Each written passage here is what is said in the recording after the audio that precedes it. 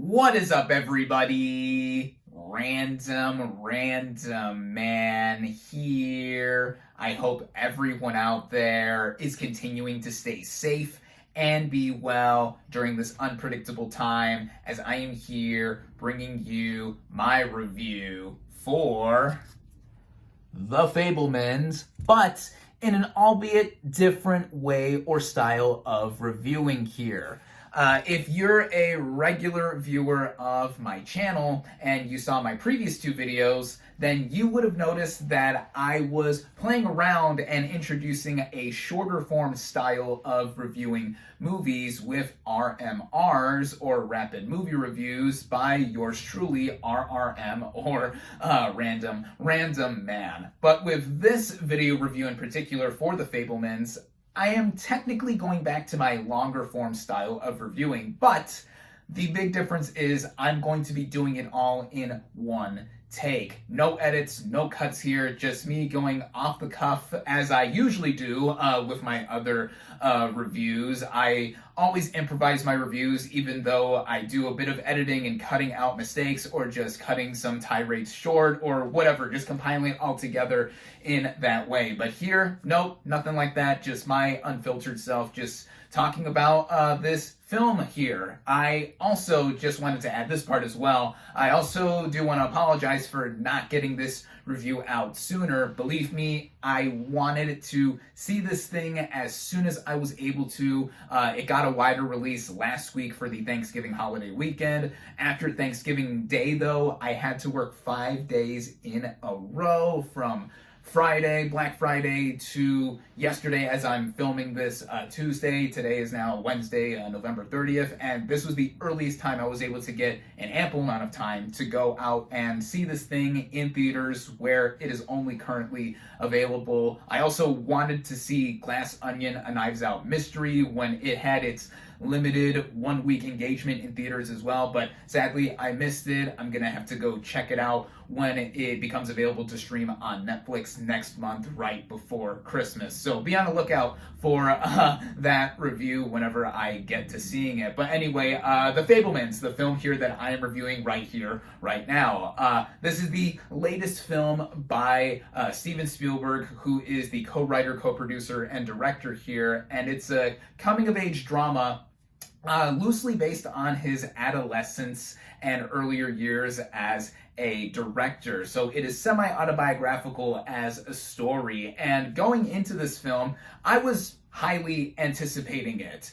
Spielberg is debatably our greatest living director, certainly one of my favorites personally, in my top 3 favorite filmmakers, and he is just coming off of doing last year's West Side Story, which I absolutely adored. It was my favorite film of 2021, and also by extension, my favorite film of the decade thus far, and also, given the current era, my favorite movie of the pandemic thus far. But in any sense, I absolutely adore this film, as I've gone on and on and on about with my full review that I did last year. And yeah, seeing what Spielberg was gonna do next, with anything, I was just automatically going to be looking forward to. With this, The Fabelmans, being smaller in scale, and I wasn't obviously going in with the same expectations with West Side Story. That film I actually had middling expectations for, but then it just blew me away, and yeah, like I said,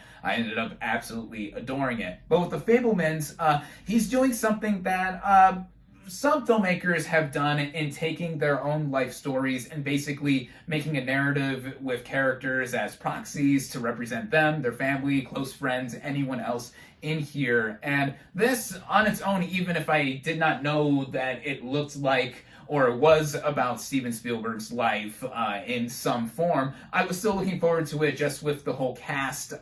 Steven Spielberg reteaming with Tony Kushner here. They both co-wrote the screenplay for this film, and also the other usual collaborators with whom Spielberg has worked with time and time again, returning behind the camera. So, oh, excuse me. See, like I said, off the cuff. So, first off, now getting into the cast. Starting out with the cast and their performances, we have Gabriel LaBelle, who for the majority of the film plays our protagonist, Sam Fabelman as an older teen specifically. And he basically is the proxy version of Steven Spielberg here, representing him. And I think in this movie, he is an utter revelation. I think that he gives an impressive performance, one of the more standout ones I've seen from a younger actor this year in particular.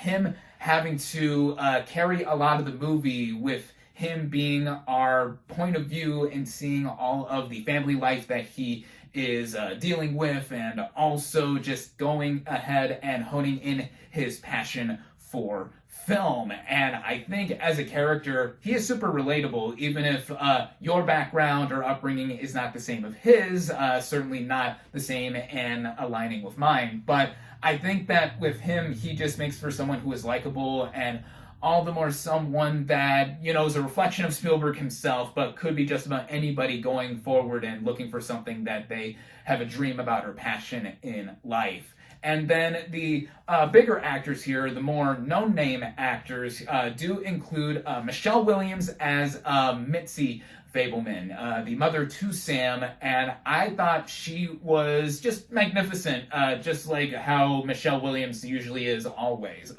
Playing her kind of as a ditzy sort of wife. She's not dumb, but she's very carefree and just very airy, and a lot of this film does center around her as well. And I think that with her character, you can see some forms of mania within her about how she is very much a loving mother to not just Sam, but also his 3 younger sisters, and tries to be a loving wife as well. And in connection to that, we have Paul Dano as Bert, Sam's father, and I thought that he was very good here as well, playing a much more grown-up role than he has done in the past. Of course, he's obviously been an adult, for a long time now, but with him, this is his most mature role yet, I feel. And I think him being a very loving father who is a technician of some sort, who working with technology that is ever evolving, as this film is also a period piece and spotlighting that. Mitzi is a professional piano player, and with Bert being someone who does encourage Sam to do filmmaking, but also doesn't see it as something beyond a hobby. And that is also something relatable for just about anyone, with parents who do try to support their kids, but even also trying to look at it in a way of being realistic. And I think Dano does a great job here as well. And there's also Seth Rogen as Uncle Benny, or the best friend to Bert, and is the uncle in name only, a ceremonial, loving, affection term of endearment, that kind of situation here. This is one of Rogen's more dramatic roles, because of course he's known for mainly comedy here and there, but this is one of his better dramatic turns I've seen from him. Also in standing toe-to-toe with his 2015 film Steve Jobs, where he played Steve Wozniak there. Here he is someone who is encouraging of Sam's passion for filmmaking and stuff like that too. He has a really great scene later on in the movie with Sam, and I think this just shows off that Rogen really is a talent here. Just like how I also saw him in the Hulu miniseries Pam and Tommy, where that was more comedic as well too, but there were some dramatic parts and moments that he had in that miniseries. Same with this film here in The Fabelmans. And we also have a scene-stealing turn from a single scene-stealing turn, I should say, from Judd Hirsch as the great uncle to Sam, and he is getting a lot of attention for this film, just like a lot of the other actors in this film. But here, most of his screen time is relegated to one scene in Sam's bedroom, where he is encouraging Sam's passion for filmmaking. And he has a lot of comedy bits in here, like a lot of sayings and just his motions, like ugh, as he is doing. But I think he adds another layer to the film, to where it's a pivotal moment in the movie, in Sam's bedroom, talking about an outlook on life and how he was also involved with filmmaking at one point, but also trying to parlay that onto Sam, which I think is great. With him possibly going to receive an Oscar nomination for Best Supporting Actor, even for his mainly single scene stealing turn, which I loved his part in the film. Also stealing scenes in this film is Chloe East as the love interest and girlfriend to Sam. She, when she's introduced in the film, once we see Sam in high school, she is very energetic, very Jesus-loving, not God-fearing, Jesus-loving, and she made me laugh a lot in this movie, too. And that's one thing I'll mention later on, too, with how this movie is funny.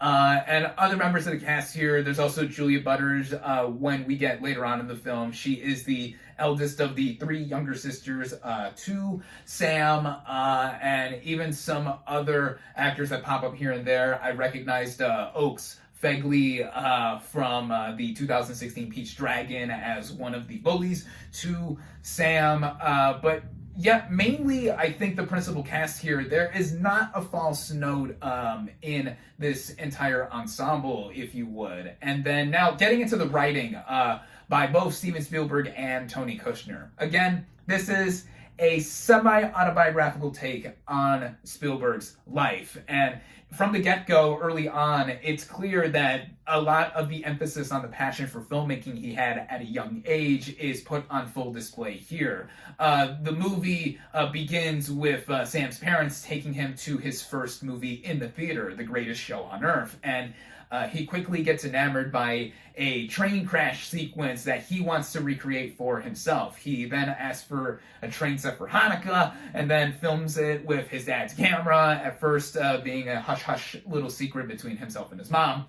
But then later, there's another secret of sorts involving his mom that gets revealed and is a big pivotal point as well for the drama in this film. But with the drama, there's a lot of drama here, both in terms of how it is a coming-of-age story for Sam specifically, but it also offsets a lot of that with a bunch of comedy in here, which I thought was something that really made me chuckle at times. It's not a ha-ha or laugh-out-loud comedy, even though it does veer on the more comedic side in comparison to Spielberg's other films, but I think there's a lot of levity here to really keep the tone light and also very fuzzy and warm, I feel, with the whole aesthetic of this movie, too, feeling like that, and just us seeing through the earlier life of Sam as we know it here in this film, or by extension, Steven Spielberg in real life, which I think makes this movie such an easygoing light watch as well, though we are seeing a lot of big moments happen here and there. Some of the more memorable sequences, I think everyone can agree who sees this film, involve the actual making of not just home movies, but just little short films that Sam does throughout the narrative, which I think is cool. I bet all the cast and crew had a ton of fun making those and compiling them for being used in the narrative at large. And with the rest of the filmmaking here too, I mean, getting into Spielberg as a director, the writing here by Spielberg and Kushner, I think does add a lot in terms of it not just being a semi-autobiographical story. This is a story about passion. This is a relatable one, as done by Spielberg. And given Spielberg is a masterclass filmmaker in his own right, which goes directly into his directing, it shows that he really still has it. He is currently 75, also sick with COVID, by the way. I hope you get better. Get well soon, Spielberg. You're never going to watch this, but oh well. But in terms of how he is as a director, he really knows how to keep the focus at hand with our main character, given, of course, that it's him, as I've emphasized a lot in this review. He is basically keeping it to where, yeah, we are seeing the world or seeing the various places that Sam and his family are through Sam's eyes. And it keeping up this aesthetic to where he is someone who is trying to navigate the world, but also doesn't want to lose his passion for filmmaking. I feel like that is something that a lot of us can relate to. I mean, me personally, I can relate to just loving to talk about movies, even though as a filmmaker, would I like the chance to ever be a filmmaker? Maybe one day. Of course, there are a lot of moving parts to making films. It takes a village to make a movie, as it's shown here with Sam compiling his friends together, also getting his family involved in making films. It takes a lot. But with anything, I mean, whether it would be movies, music, art, any form of that, this film is a huge, upholder. It's a huge huzzah or just a huge platform, a big megaphone for being able to have your passions and taking them and just going through with them throughout. And I think that is what makes this film something that, with Spielberg involved, it's also emotional, as he knows how to get a lot of the emotional sides out with his films. And it keeps itself up mostly for the about 2.5 hour running time. This is on the longer side, but in terms of the editing and pacing all around, like, this film whizzes by for a lot of it. And this gets me further into the technical elements here, where a lot of the usual collaborators with Spielberg do return here to do some work behind the camera. We have Janusz Kaminski doing the cinematography here. Well shot, well shot. A lot of warm hues, a lot of warmer colors like oranges, yellows, and browns are used here to emphasize the tone, as I mentioned, but also just the very distinct look that this movie has. I mean, Kaminski also works a lot with lens flares as well. There's a lot of points of conversation here where they come up, but that's just a style of filmmaking that both him and Spielberg have established. The way it's all set up, it's a period piece, so the production design here, I do think, is well done in the moments where we see the 1950s to 1960s being portrayed, even down to the way the characters dress, the looks of the homes that the Fabelmans are at, even the outdoor setting, mainly in Arizona when we see Sam making his short films. That was cool to see as well. We even get glimpses at the eventual filmmaking techniques that Spielberg would implement with his movies, which was nice. It's a nice touch to see that too, even some other references here and there if you know further about Spielberg's life, or even the history of cinema at that point in time where he was growing up. The original score by John Williams, debatably our greatest living composer at 91 years old. He apparently said this is his penultimate film score. His last film score is going to be the untitled 5th Indiana Jones movie out next year, which I hope not, unless it really is a great one to go out on. We'll have to see in 2023. But the score here does emphasize a lot of the emotion that the Fabelmans themselves as a family are going through, also Sam himself specifically with his whole journey. It's subtle, but I do think it's subtle to the point of being one of his more slight scores. He knows how to really compile moments and motifs here and there musically to really get a rousing emotion out of us. But it's not one of his all-time best scores, I feel. That's hard to say or even try to fit in and situate with the long list of repertoire and long list of film scores that he has done anyway. But still, Williams, I think, does a good job here with the score that he puts at hand.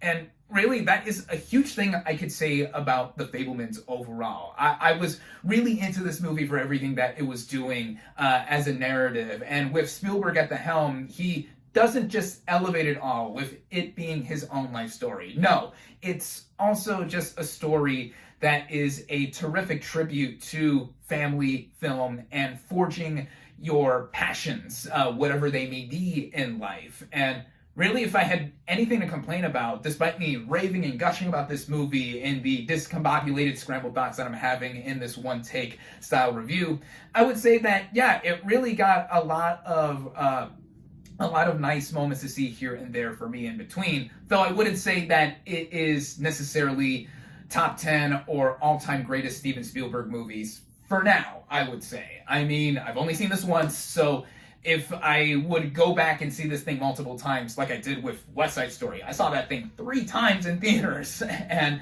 the only other film I have done that for actually was for one this year, Top Gun Maverick. Still my favorite movie of 2022 thus far, but with that, seeing all of that put into play and even perspective, comparing it to other Spielberg films, that's a hard task or a tall order to try to even rank it, because I think he has made at least a dozen or so films that are all-time greats, and making a top 10 for his entire filmography or just your personal favorite films of his is hard. I think that's a tall order to really take down. But in any sense, The Fabelmans, I thought it was fantastic.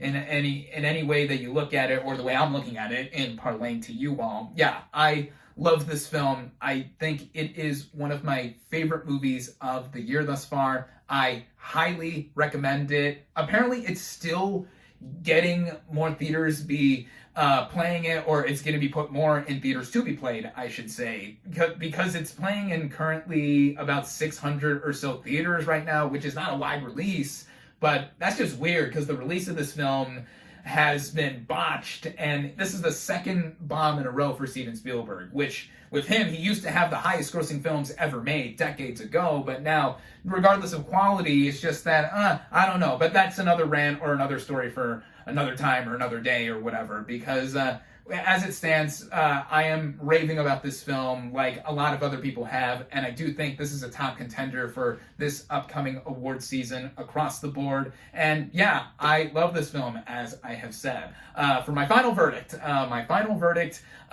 The Fabelmans, I'm going to give it a pretty big one, a pretty big high recommendation, as I said. 4.5 out of 5 stars. I love this movie. It's one of my favorites of the year thus far, and yeah, hopefully you all get a chance to see it as I have just now. Whew, wow, I was talking for over 20 minutes straight, so I had to do a cut right here just to end the video as I usually do. Alrighty, so thank you all as always for watching. Be sure to like this video, comment on what you thought of The Fabelmans, social media links in the description, subscribe to my channel for more, and I'll catch you on the next movie review.